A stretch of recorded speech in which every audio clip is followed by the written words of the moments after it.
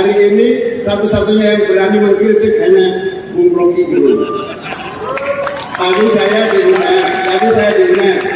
ditanya oleh salah satu panelis, nanyanya begini, bagaimana mempertahankan demokrasi agar tidak mundur dan bagaimana caranya agar pemerintah dipimpin oleh pemimpin yang betul-betul objektif, bukan wasit sekaligus pemain atau pemain sekaligus wasit.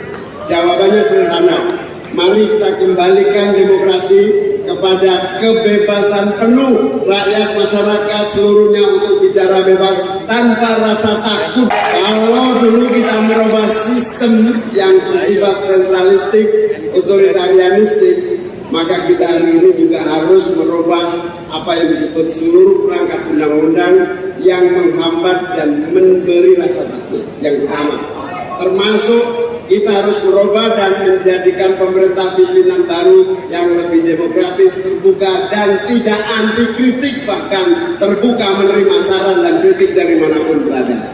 Yang dibutuhkan hari ini bukan saja pemerintahan yang terbuka, tetapi kampus-kampus sudah terlampau lama diam tak bersuara. Kampus-kampus saatnya bicara untuk menyatakan kritik dan menyatakan terbuka apa yang sedang terjadi. Kita tidak hanya butuh seorang Rocky Gerung, kita butuh ribuan Rocky Gerung Indonesia yang itu adalah Anda semua, para aktivis mahasiswa yang akan membawa perbaikan nasib demokrasi kita di masa yang akan datang. Makanya kami berdua bersepakat kita ingin lahirkan perubahan yang besar, tetap boleh besar, tapi yang kecil harus berubah menjadi besar dan kuat untuk sejajar bersama yang lainnya. Tidak ada diskriminasi, tidak ada yang namanya kesenjangan ekonomi, yang namanya keadilan muncul menjadi fakta kehidupan ekonomi kita. Ibaratnya tantangan kita ke depan adalah bagaimana semua itu terwujud, satu-satunya cara yang konstitusional agar konstitusi ini bisa dilaksanakan secara istiqomah, konsisten. Pembukaan Undang-Undang Dasar 45, negara demokrasi, sistem keadilan yang dijamin oleh Pancasila, semua bisa terwujud apabila terlahir pemerintahan hasil pemilu yang jujur, adil, bebas, rahasia, dan tanpa tekanan manapun untuk rakyat. Saatnya kita lahirkan pemilu yang baik. Karena itu kami berdua bertekad bersama-sama hadir dan insya Allah akan bersama-sama untuk melahirkan pemerintahan yang benar-benar melahirkan pembaruan, perubahan nasib untuk rakyat Indonesia yang lebih baik. Teman-teman,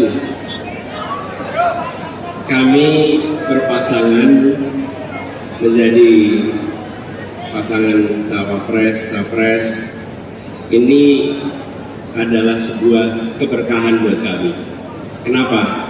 Ini bukan cawapres instan, bukan cawapres dadakan. Ini adalah seseorang yang memiliki rekam jejak yang amat panjang di dalam pergerakan.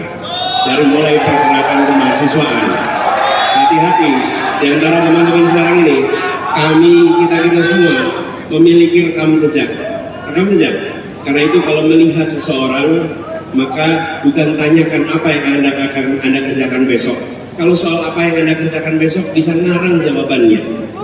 Tapi kalau ditanya apa yang sudah Anda kerjakan sejak muda, maka di situ rekam jejak Anda menjadi bukti.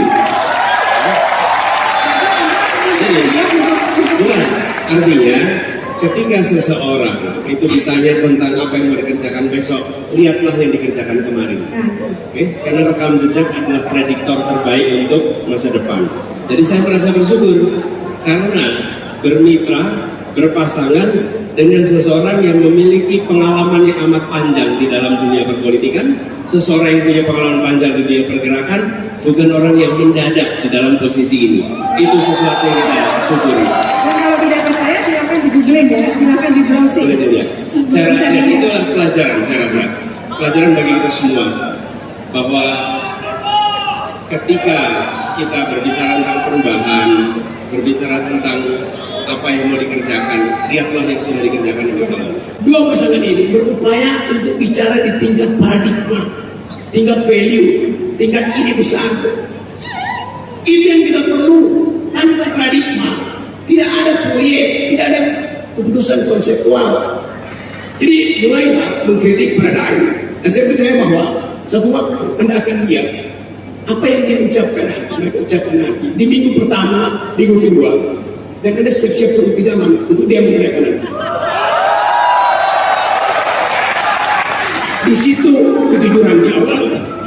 Jadi sekali lagi saya percaya bahwa kumpulan kita hari ini adalah kumpulan akal pikiran. Anda bayangkan 2 hari lalu ada kumpulan yang 300 kali lebih banyak dari ini. Asosiasi Pemikir Demokrasi. Update di sana aparat pengabdi istana beda. Jadi pastikan bahwa Anda bukan pemuja kekuasaan. Anda ucapkan kritik, dan kritik itu yang akan mendefinisikan Anda sebagai warga negara atau sebagai warga dinasti. Ini pesan saya, karena saya bagian dari teman-teman. Upaya untuk merawat demokrasi itu bukan cuma butuh kekuatan partai, tapi kekuatan intelektual. Demokrasi itu adalah pikiran yang diucapkan melalui pemilu. Demokrasi adalah kekuasaan otak melalui kekuasaan rakyat. Jadi mereka yang tidak bisa berpikir seharusnya tidak boleh dipilih. Teman-teman di sini kita percepat pembicaraan ini. Saya hanya membuat kesimpulan dan Anda lanjutkan pertanyaan pada 2 bakal pemimpin ini. Semoga hari ini kita pastikan bahwa terbit keputusan untuk memulai perubahan. Dan sekali perubahan ini dimulai, tidak mungkin ada yang mampu mencegahnya. Kita ingin supaya satu waktu nanti panggung ini akan Anda lalui masing-masing. Kita ingin kendalikan ambisi-ambisi kekuasaan yang hari-hari ini hanya diatur melalui kaleng kongguan. Kita ingin ada garis emas.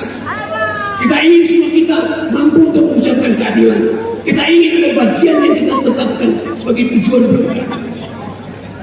Surabaya diingat sebagai kota perjuangan. Bung Karno belajar tentang nasionalisme di sini.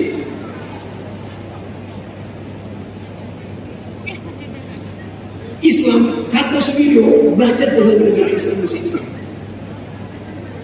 Hatta berupaya untuk menghasilkan demokrasi dengan basis kooperasi. Jadi sebetulnya Surabaya ini surplus pikiran. Nah kita ingin surplus itu kita lihat baik-baik. Dan Surabaya juga diucapkan Hari Pahlawan. Bung Karno mengutip pikiran-pikiran dunia karena belajar di Surabaya. Kita belajar tentang ide. Suatu waktu Bung Karno bilang, beri saya 10 pemuda dan saya guncang dunia. Itu kata Presiden Soekarno. Apa kata Presiden Jokowi? Saya kirim 1 pemuda, saya jadikan dia wapres.